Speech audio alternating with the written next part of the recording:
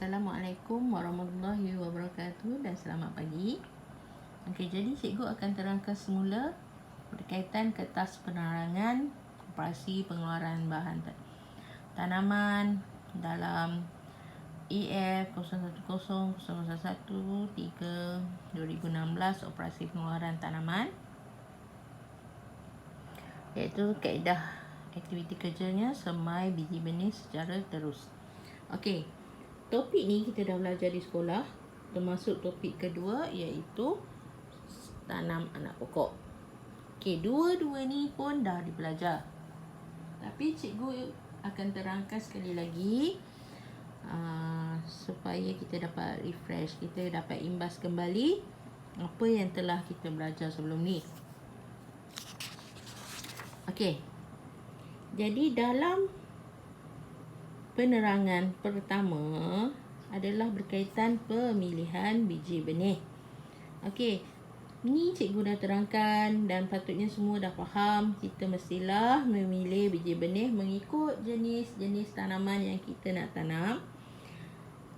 Maknanya bergantung kepada saiz, warna dan bentuk tanaman. Dia berbeza. Katakan kita nak tanam durian, kita pilih biji benih durian yang baik, bergantung pada saiz tanah, bergantung pada jarak tanaman. Okey, contoh yang diberikan di dalam kertas penerangan adalah jenis biji benih pokok durian, ada jarak tanaman dan sebagainya. Cikgu dah tunjuk masa dalam kelas macam mana kita nak tanam durian. Jarak dia mestilah jauh 10 meter. Tapi kalau kita nak tanam sayur, mungkin dalam 1 kaki ataupun 2 kaki sahaja. Jarak dia dekat saja, tak perlulah tanam macam pokok durian jauh. Ini kita dah belajar nah. Okey. Di dalam kertas penerangan yang muka surat kedua, di sini terangkan ciri-ciri biji benih. Okey. Ciri biji benih adalah mesti yang matang. Dalam kertas penerangan ni, kita dah buat kerja iaitu memilih biji benih. Semua orang dah buat sendiri, pilih sendiri biji benih untuk ditanam. Okey. Kita dapat berbagai sistem. Yang ni pun cikgu dah terangkan, tapi di sekolah sistem kita tak pakai segi empat sama dan segi keluar. Kita tanam secara bersusun. Okey. Di sini adalah kaedah penanaman biji benih iaitu secara konvensional. Maksud konvensional di sini adalah menggunakan secara kepadatan tinggi. Jadi kita tanam biasa saja, kadar penggunaan baja lebih kecil kerana baja tidak dilarut resap dan tanaman lebih cepat matang. Okey. Lepas tu kita ada yang kedua adalah hidroponik. Ini maknanya kita menggunakan air sebagai medium tanaman dan selalunya di bawah rumah lindungan hujan dan kalis serangga. Okey.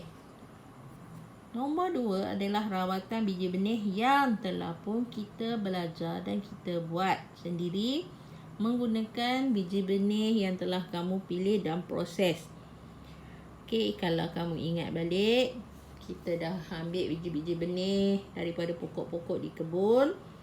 Kita proses, kita basuh dan seterusnya kita rendam dalam campuran bahan yang iaitu racun tiram, iaitu racun kulat tiram dan digaul serta dijemur kering.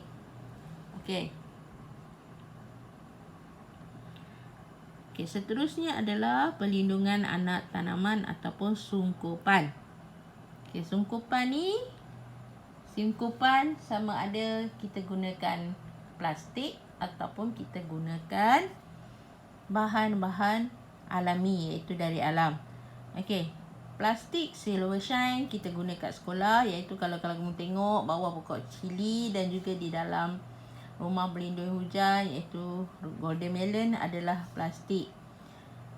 Okey, cikgu akan tunjukkan lagi dalam video seterusnya apakah sungkupan yang kita buat di sekolah, contoh dia balik untuk kamu ingat semula apa yang telah kita belajar.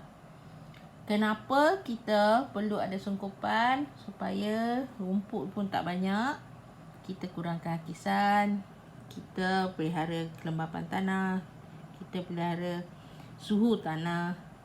Lepas tu bahan baja kita pun tidak reput. Okey, dapat juga menghindarkan serangga perosak.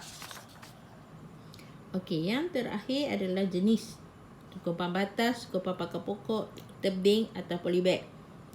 So bahan-bahan dia mungkin rumput kering, dia daun lalang, jerami, daun kayu, pelepah. Okey, ini cikgu akan tunjukkan kepada kamu contoh-contoh yang dalam klip-klip video yang akan cikgu send nanti. Jadi tolong tengok dan fahami balik, ingat balik apa yang telah dipelajari sebelum ini. Okey.